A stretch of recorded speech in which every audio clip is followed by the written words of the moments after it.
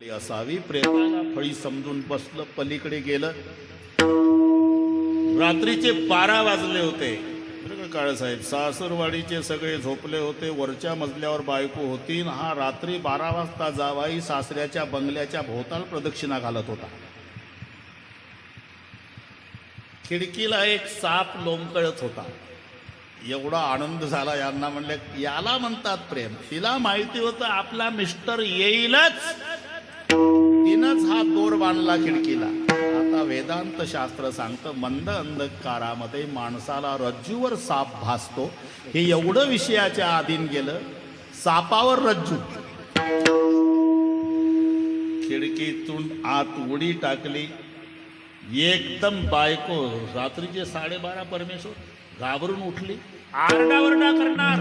आता तर आपलेच मिस्टर. आता कोणत्या पोलीस स्टेशनला तक्रार न्यायची तुम्ही? रात्रीचे 12:30 झाले.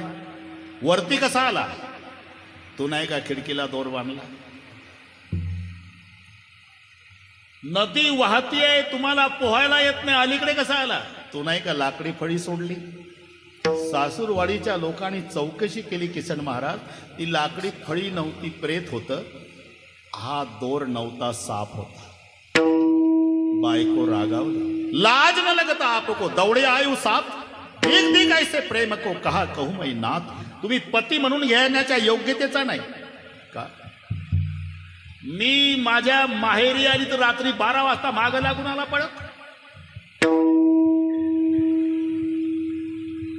या नासक्या देहावर, कुजक्या देहावर, दुर्गंधीयुक्त देहावर एवढं प्रेम केलं. त्या प्रेताला फळी समजला, सापाला दोर समजला. एवढं प्रेम श्रीरामावर केलं असतं तर राम नाचला असता तुमच्या पुढे. याला म्हणतात शहानिया पुरे एकची वचन. एकदाच बोलली बायको आयुष्यात. बाबा संत झाला. आम्ही किती बोलणे ऐकतो. त्यांचं चालू आहे रे भाऊ. तुम्ही वाईट वाटून घेऊ नका परमेश्वर.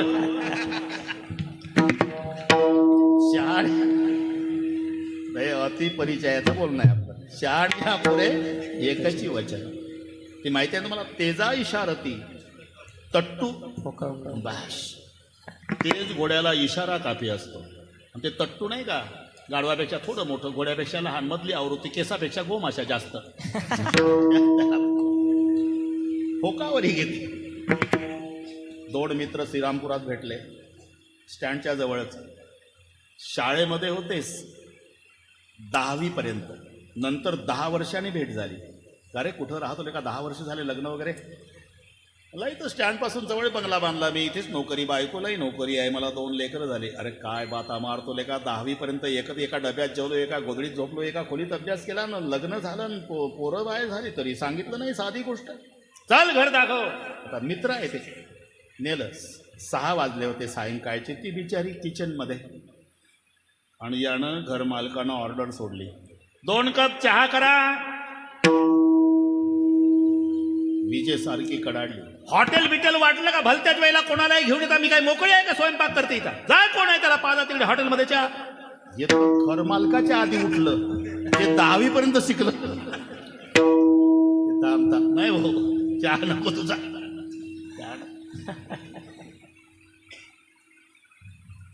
म्हणलं कशाला वहिनीला त्रास. आता आपण असं करू, मला एसटी मिळेल, सोयीचं होईल, स्टँडवरच चहा घेऊ. मला तसंच करू. तसं नाही तर काय चालतं तुझं घरात, तसंच करू. पण जाता जाता हा मित्र म्हणला का रे, 10वी पर्यंत एकत्रित शिकलो, एका डब्यात जेवलो, एका खोलीत अभ्यास केला, एका गोधडीत झोपलो रे. आणि 10 वर्षांनी भेट झाली भाऊ. पहिल्यांदा तुझ्या बंगल्यात आलो. काय झालं?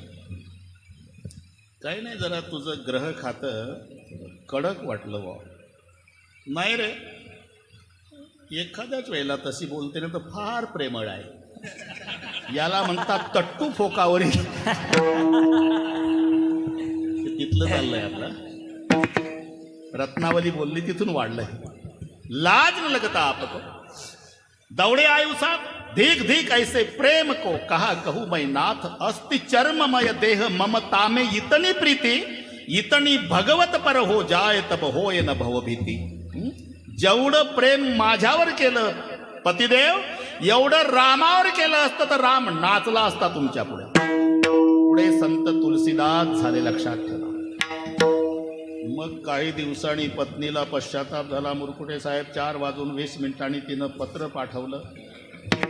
अजून 40 मिनिट आहे काय, अजून वन्स मोरच चालू आहे भाऊसाहेब. मला अजून वैतागला नाही महाराष्ट्र, वन्स मोरच चालू आहे. आता 70 चालू असून 3-3 कीर्तन करतो म्हणजे अजून नाही वैतागलं. मजा आहे याच्यात, सेवानिवृत्ती नसते. पूजनीय नारायणगिरी महाराज थकले तरी लोक म्हणायचे फक्त मूर्तीला हात लावा, एक टिकाव माराल चला बाबा, फक्त तुमचा पाय लागू द्या बाबा. अरे हे याच्यात मुरकुटे साहेब किती चांगला कारभार करा, माझी शब्द लागतो या क्षेत्रामध्ये. इथे नाही, माजी राष्ट्रपती, माजी पंतप्रधान, माजी आमदार, माजी ग्रामपंचायत सदस्य, ठीक आहे नाही. कधी वाचलं का माजी ज्ञानेश्वर महाराज, माजी तुकाराम महाराज, आणि माझीला हिंदीमध्ये भूत म्हणतात बरं का. भूतपूर्व रेल मंत्री, भूतपूर्व रक्षा मंत्री, भूतपूर्व प्रधानमंत्री. वहाँ 5 सालों के बाद एक दिन भूत लगता है, यहाँ 2 घंटे में भूत भागता है. पढ़े भूत.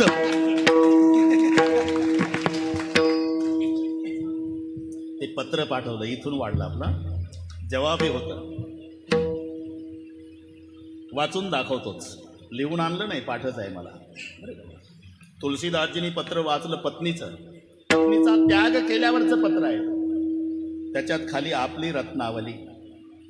कटी की छबी कनकसी रहत सकीन संग, सोई मोही कटे सो डर नहीं, और कटे डर होय आपकी रत्नावली. हे पत्र कळलं नसेल तर मराठीत सांगतो. तुमच्या वर्णी लागेल या शब्दात मी बोलल्यामुळे तुम्ही माझ्यावर रुसून निघून गेला.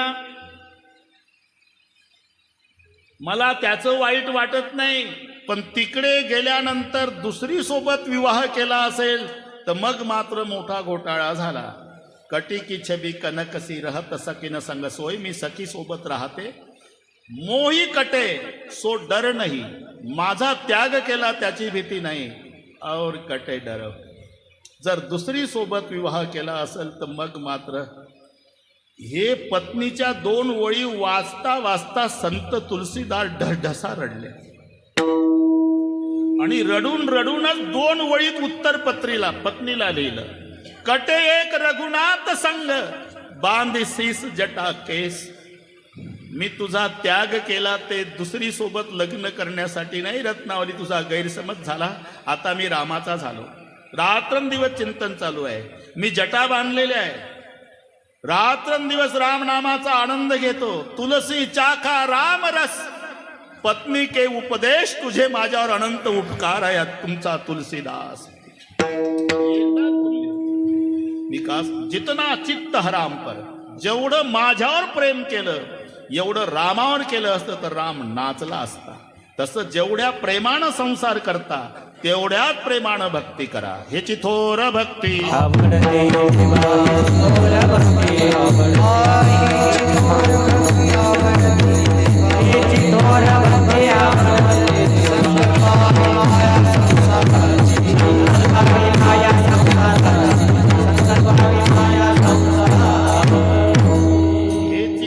भक्ती शब्द आहे, म्हणजे दुसरी धाकटी भक्ती असली पाहिजे. हे थोरले चिरंजीव हा शब्द कधी येतो? जेव्हा धाकटा असतो तेव्हा. एकटा असल्यावर थोरले धाकटे म्हणायचं कामच नाही. मग थोर भक्ती म्हटलं म्हणजे दुसरी एक सामान्य भक्ती आहे. हो आहे. कोणती? जेव्हा भक्त देवासाठी रडतो. एक लक्षात घ्या, वेदांताच्या भाषेपेक्षा परमेश्वराला लवकर ऐकायला जाणारी भाषा अश्रूची भाषा. रडावं ते देवासाठी, नाही तर संतासाठी, संसारासाठी रडू नये. कारण अश्रू पुसणारे जगात फक्त 2 आहे, एक तर भगवंत अथवा संत. रडायचं असेल तर आळंदीला जाऊन माऊलीच्या समाधीवर डोकं ठेवून रडा, नाही तर पंढरपूरला जाऊन विठ्ठलाच्या चरणावर डोकं ठेवून रडा. हे दोघंच अश्रू पुसतात. बाकीचे तात्पुरते म्हणतात वाईट झालं, असं नाही व्हायला पाहिजे, वाईट झालं, असं नाही वाईट झालं. आणि तुम्ही गेला की अख्ख्या गावात जाहीर आलत काल सकाळी सकाळी पठ्ठ्याजवळ ढसाढसा रडलं, अशी विनामूल्य सेवा करतं तुमची पुन्हा. म्हणून संसारिकाच्या सामोरून छाती काढून चालत जा. रडायचं असेल तर गणपतीच्या मंदिरात येऊन रडा, नाही तर माऊलीच्या जवळ रडा. हे दोघंच असू. हे लवकर ऐकायला जाणारी भाषा आहे देवाला. तुमच्या भाषेत सांगतो, आईनं लवकर लक्ष द्यावं असं जर बाळाला वाटत असेल तर बाळानं मम्मी मम्मी मम्मी करायचं नाही. दोन्ही हातानं डोकं बदलून रडावं. मम्मी स्वयंपाक थांबवून पळत येते आणि लेकराला घेते. ही रडण्यातली ताकद सांगते, रडण्यातली ताकद. म्हणून देवासाठी रडणं ही भक्तीच आहे. जेव्हा भक्त देवासाठी रडतो ही भक्ती आहे, पण भगवंत देवासाठी रडतो ही थोर भक्ती. एवढं लक्षात. ते भगवान निजधामाला गेले. अर्धाच तास आहे वकील साहेब, तर घड्याळी लय झपाट्यानं पळतं. निजधामाला भगवान गेले. उद्धवजी जवळ पादुका दिल्या, पण जाताना रडले. उद्धवजी म्हणाले, प्रभु दुनिया रोने के बाद आंसू पोंछने का काम करने वाले आप दुनिया के मालिक, आप दुनिया छोड़ते समय रो रहे. मैं इसलिए रो रहा उद्धव, बहुत दिनों से मेरे विदुर चाचा का दर्शन नहीं, और आज मैं निजधाम जा रहा. कभी भविष्य में मेरा चाचा विदुर मिलेगा तो चाचा को बोलना कि दुनिया छोड़ते समय भगवान तुम्हारी याद करते थे और तुम्हारे लिए रो रहे थे. मग जेव्हा विदुर काका तीर्थयात्रेला गेले होते, युद्ध संपेपर्यंत काका नव्हते, निघून गेले होते. आणि सगळे संपलं होतं. सगळे झाल्यावर वृंदावनला ज्ञान गुदडी असं ठिकाण आहे. तिथे दोघाची भेट झाली, उद्धवाची विदुर काकाची. आता एकमेकाला बिलकुल, अच्छा सब ठीक है. हाँ चाचा,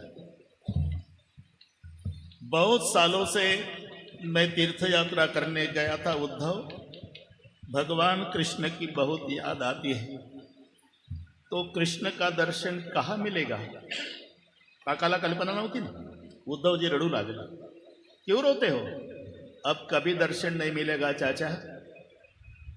कुछ दिन पहले भगवान निजधाम चले गए. एवढं ऐकलं काका उद्धवाच्या गळ्याला बिलगून रडले. ते ठिकाण ज्ञानाला प्राधान्य देणारं होतं, पण यांच्या रडण्यानं का देवासाठी रडतात दोघं, म्हणून तिथे ज्ञानाला गोदडी म्हटलंय. अरे यांच्या पुढे तर ज्ञान गोदडी सारखं, ज्ञान गोदडी ते ठिकाण. देवासाठी रडतात दोघे. पण उद्धवजी म्हणतात, रोना नहीं चाचा, दुनिया में सबसे श्रेष्ठ भक्त आप है. मैं कैसा, मुझे तो दर्शन भी नहीं मिला. मैं था भगवान के पास, भगवान रो रहे थे चाचा, तो मैंने पूछा था प्रभु रो रहे. हाँ, क्यों. बहुत दिनों से मेरे चाचा विदुर का दर्शन नहीं हुआ उद्धव. कभी मेरा उद्धव चाचा तो विदुर चाचा मिलेगा उद्धव, तो चाचा को कहना दुनिया छोड़ते समय भगवान कृष्ण तुम्हारे लिए रो रहे थे. बस ह्याची थोर भक्ती